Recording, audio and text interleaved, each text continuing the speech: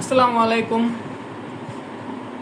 রন্ধনঘর ব্লগে আপনাদের সবাইকে স্বাগতম। আশা করি আপনারা সবাই ভালোই আছেন। আমরা আল্লাহর রহমতে খুব ভালোই আছি। আজকে আমি রাতের ডিনারের সব মেনু নিয়ে চলে আসলাম। প্রথমে এখানে ডাটা ভাজি করা হয়েছে। এই ডাটা ভাজির রেসিপি আমি আপনাদের সাথে শেয়ার করব কোনো একদিন। তারপরে এদিকে রয়েছে দেখুন খুবই মজাদার আর আমার ভীষণ প্রিয় একটি রান্না। এটি হচ্ছে গরুর ভুঁড়ি ভোনা। এরকম একটি রেসিপি আমার চ্যানেলে শেয়ার করা আছে, আপনারা চাইলে দেখে নিতে পারেন। এরকম ভুঁড়ি ভোনা হলে আমার আর কোনো কিছুই লাগে না, এই ভুঁড়ি দিয়ে আমার সম্পূর্ণ ভাত খাওয়া হয়ে যায়। আর এই ভুঁড়ি ভোনাটি আমার আম্মুর হাতের স্পেশাল একটি রান্না।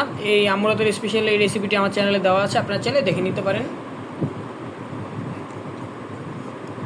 আর এর সঙ্গে রয়েছে টমেটো দিয়ে মুসুরির ডাল রান্না।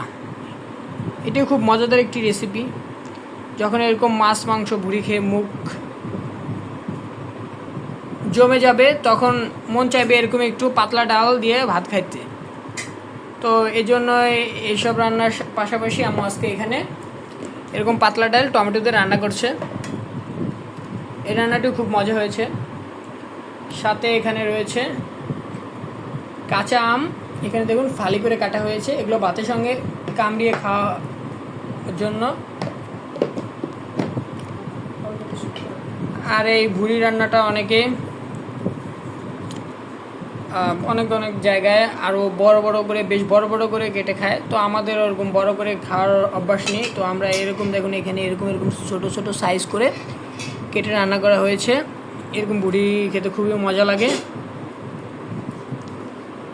তো আমাদের বাসায় সবারই এই ভুঁড়ি রান্নাটা বেশ প্রিয়। এরকম রেসিপি হলে আর কিছুই তেমন লাগে না। এই হলো আজকে আমাদের রাতের ডিনারের মেনু।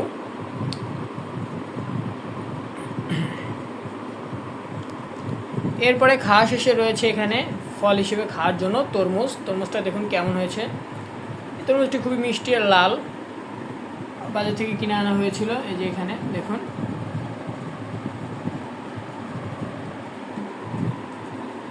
আর তরমুজের দিনে প্রায় প্রতিদিনে আমাদের বাসায় তরমুজ খাওয়া হয়, কারণ সিজন শেষ হয়ে গেলে আর এরকম তরমুজ পাওয়া যাবে না। এই জন্য প্রায় প্রতিদিনই খাই আমরা এরকম তরমুজ।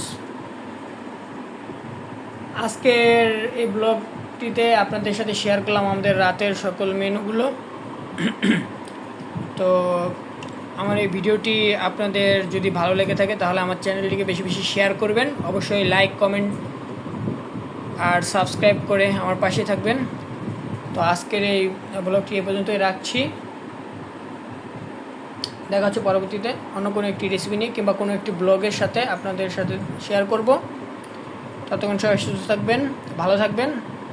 আল্লাহ হাফেজ। আসসালামু আলাইকুম।